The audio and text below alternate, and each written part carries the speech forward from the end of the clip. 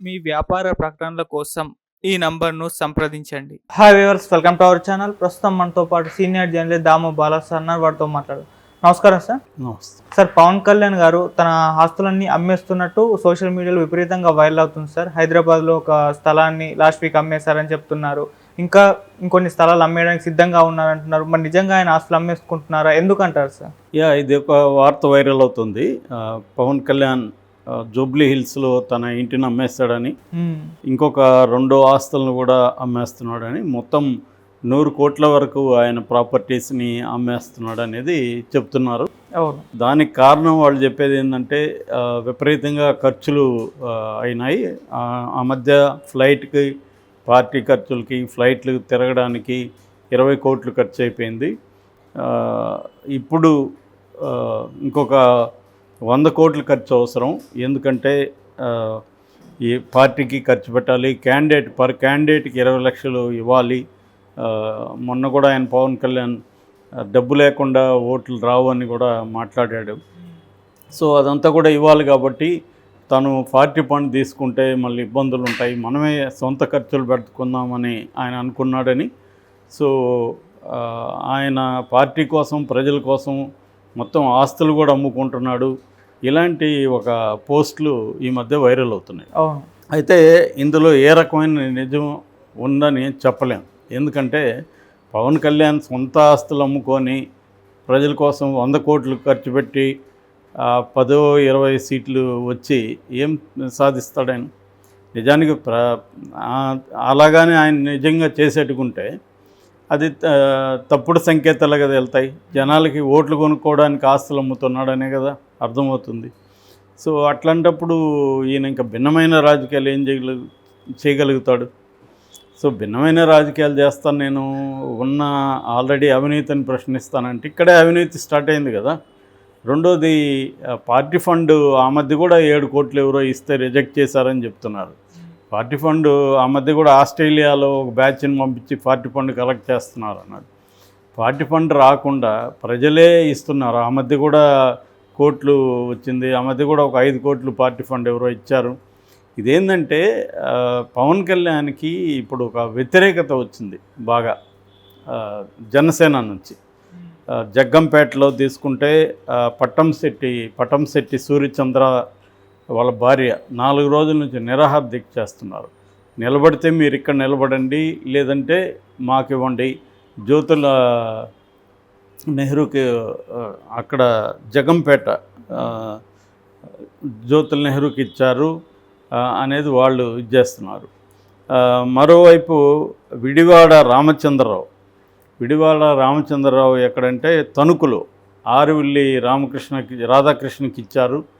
నాకు ఇస్తా ఉన్నారు. పవన్ కళ్యాణ్ ఓపెన్గా అనౌన్స్ చేశాడు కాబోయే ఎమ్మెల్యే ఇక్కడ రామచంద్రరావు అని. ఆ వీడియో కూడా వైరల్ చేస్తున్నారు. సో ఆయన పెద్ద ఎత్తున ధర్నా చేస్తున్నాడు. నేను చచ్చిపోతానని కూడా ఆయన అనౌన్స్ చేశాడు. నేను ఆత్మహత్య చేసుకుంటానని అనౌన్స్ చేశాడు. మరోవైపు పి గన్నవరంలో మహాసేన రాజేష్కి ఇస్తే అక్కడ పెద్ద ఎత్తున జనసైనికులు రెచ్చిపోయి ఒక తెలుగుదేశం నాయకుడి కారు కూడా తగలబెట్టారు నిన్న. అలాగా ఏంటంటే విపరీతంగా వ్యతిరేకత వస్తుంది పవన్ కళ్యాణ్కి. ఎందుకంటే 24 సీట్లు తీసుకోవడం ఇప్పటివరకు ఏంటంటే ఆయన నేను ముఖ్యమంత్రి అవుతా, మీరు పవర్ షేరింగ్ ఉంటుంది, మనం 3 వంతులు తీసుకుంటాము, నాకు తెలీదా ఎంత అడగాలో, ఇలాగంతా డైలాగులు కొట్టాడు, సినిమా డైలాగ్. అవి కొట్టకుండా ముందు నుంచి ప్రిపేర్ చేస్తుంటే మన బలం ఏంటి, దానికి తగినట్టే మనం అడుగుతాము అనేది ముందు నుంచి కానీ ప్రిపేర్ చేస్తుంటే జన సైనికులు ఇంత ఏదో వచ్చిండేది కాదు. అతను ఏం చేశాడు, నేను సీఎం అవుతా స్థాయిలో మాట్లాడినాడు. జగన్ లాంటి నువ్వెంత, నీ బతుకంతా అని మాట్లాడినాడు. సో ఇప్పుడు ఏమవుతుంది, దానివల్ల ఏమైందంటే ఒక వాతావరణం ఏర్పడింది. ఒక 50-60 సీట్లు అడుగుపోతున్నాడు పవన్ కళ్యాణ్, కనీసం 40 వరకు ఇస్తారు అన్న ఒక నెరేటివ్ జనంలోకి వెళ్ళడానికి పవన్ కళ్యాణ్ కూడా కారణం. పవన్ కళ్యాణ్ ముందు నుంచి అసలు సీఎం ఎలా అవుతాడు అనేది బ్రెయిన్ ఉందా? అసలు సీఎం ఎలా అవుతాడు? అతనికి ఉండే ఓట్ల శాతం 6%. 6%కి ఎన్ని సీట్లు ఇస్తారు ఎవరైనా? 10% పెరిగినా కూడా 175లో ఎన్ని సీట్లు వస్తాయి? 17 సీట్లే వస్తాయి. అంతకంటే ఎక్కువ ఇచ్చారు. నిజానికి పవన్ కళ్యాణ్ బలానికి తగిన సీట్లు చంద్రబాబు ఇచ్చాడు. చంద్రబాబుది ఏం తప్పు లేదు ఇక్కడ, పవన్ కళ్యాణ్దే తప్పు ఉంది. ఎందుకంటే పవన్ కళ్యాణ్ ముందు నుంచి నోటికి వచ్చినట్టు మాట్లాడడం, ఎక్కడ ఏ డైలాగ్ వస్తే అది మాట్లాడడం, దీనివల్ల ఏమైందంటే అభిమానుల్లో ఒక ఎక్స్పెక్టేషన్ ఏర్పడింది. అభిమానులు కావచ్చు, జనసేన నాయకుల్లో కావచ్చు. ఇతను ముందు నుంచి ప్రిపేర్ అయింటే ఎవరి బలానికి తగినట్టు వాళ్ళు ఇస్తారు. సో మన బలం ఎంత, గత ఎన్నికల్లో నేను కూడా 2 చోట్ల ఓడిపోయాను. సో ఒకే ఒక అతను గెలిచాడు. ఓట్ల శాతం కూడా 6% వచ్చింది. ఒకవేళ అది పెరిగినా కూడా ఇప్పుడు 10% పైన పెరగదు. కాబట్టి దీనికి అనుకూలంగా మనం ఒకేసారి మనం జంప్ చేయలేము, మెల్లగానే గ్రో అవ్వాల్సిందే. కాబట్టి ఇప్పుడు మనం చంద్రబాబుతో కలిసి వెళ్తే మనకు కనీసం ఒక గౌరవనీయమైన సీట్లు వస్తాయి అనేది ప్రచారం చేస్తుంటే రియలిస్టిక్గా ఈ ఎక్స్పెక్టేషన్స్ ఉండేది కాదు. ఇతనేందంటే విపరీతంగా తను ఉన్నదానికంటే పెద్ద బిల్డప్ ఇవ్వడం, చంద్రబాబు కూడా తన అవసరాల రీత్యా ఏ పొత్తులో ఉన్న పార్టీకి ఇవ్వనంత ఇంపార్టెన్స్ పవన్ కళ్యాణ్కి ఇవ్వడం, దీనివల్ల ఏమైందంటే ఒక వాతావరణం ఏర్పడింది. పవన్ కళ్యాణ్ చాలా ఎక్కువ సీట్లు ఇస్తారు, కనీసం వరస్ట్ అంటే ఒక 40 సీట్లు ఇస్తారు అన్న ఒక వాతావరణం ఏర్పడింది. ఇప్పుడు సడన్గా మళ్ళీ పిచ్చి లెక్క వేరే చెప్పాడు మొన్న.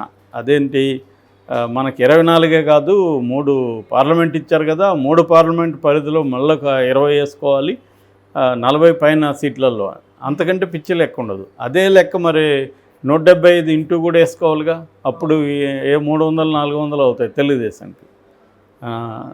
122 వేసుకోవాలి, 3 పోతే ఈయనకి 22 నియోజకవర్గాల్లో అక్కడ కూడా వేసుకోవాలిగా, అదొక 400 అవుతాయి ఒక్కొక్క నియోజకవర్గం.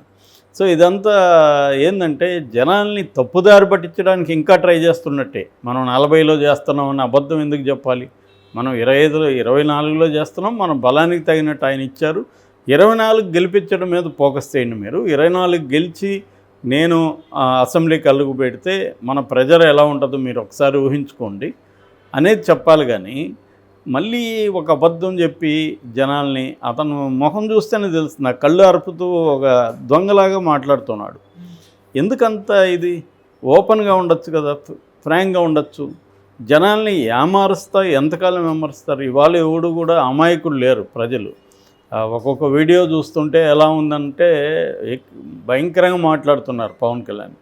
మరోపక్క ఆయన పెద్ద ఆయన చేగొండి హరిరామజోగయ్య, ఆయనైతే ఇంకా మహాసభ లాంటిది ఏదో జరగబోతున్నామని కూడా పిలిపించాడు ఇతనికి వ్యతిరేకంగా. ఇవన్నీ ఎందుకు వస్తున్నాయంటే ఒక ప్రాక్టికల్గా రియలిస్టిక్ అప్రోచ్తో పవన్ కళ్యాణ్ ముందు నుంచి కూడా లేడు. సినిమా డైలాగులు మాట్లాడడం అంటే అతని లోపల ఉంది, అతనికి క్లారిటీ ఉంది ముందు నుంచి కూడా.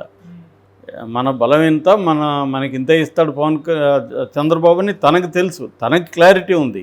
ఈ క్లారిటీని జనసేనకి ఇవ్వకుండా జనసేన కేడర్ని ఒక కాపు నాయకుల్ని ఏమార్చే పద్ధతిలో మాట్లాడడం ఇంకా కూడా ఆపట్లేదు పవన్ కళ్యాణ్. దీనివల్ల పెద్ద సమస్య వచ్చి కూర్చునింది. సో దీన్ని డైవర్ట్ చేయడానికి ఇప్పుడు త్యాగం చేస్తున్నాడు, ఈ డ్రామా స్టార్ట్ చేశారు. ఇదంతా ఆయన సొంత ఆస్తులు అమ్ముకొని వస్తున్నా అంట. ఎవడైనా నమ్ముతాడా? ప్రజారాజ్యం అప్పుడు సీట్లు అమ్ముకున్నారని, సీట్లు కొన్నోళ్ళు కాళాస్తిలో ఒక ఆయన ఓపెన్గా నా దగ్గర 3 కోట్లు తీసుకున్నారని చెప్పారు. అలాగే చాలామంది చెప్పారు. చివరికి పార్టీని కాంగ్రెస్కి కూడా అమ్ముకున్నాడని వార్తలు వచ్చాయి చిరంజీవి మీద. అట్లాగే ఈయన పవన్ కళ్యాణ్ పర్ డేకి 3 కోట్లు తీసుకుంటున్నాడు రెమ్యునరేషన్. 20 రోజులు ఇస్తాడు సినిమాకి, ఆ రోజులో కూడా 3 గంటలు పనిచేస్తాడు. అంటే గంటకి ₹1 కోటి తీసుకుంటూ సినిమాల్లో ఇతను వచ్చి సొంత ఆస్తులు అమ్ముకొని పెడతాడంటే ఎవరైనా నమ్ముతారా?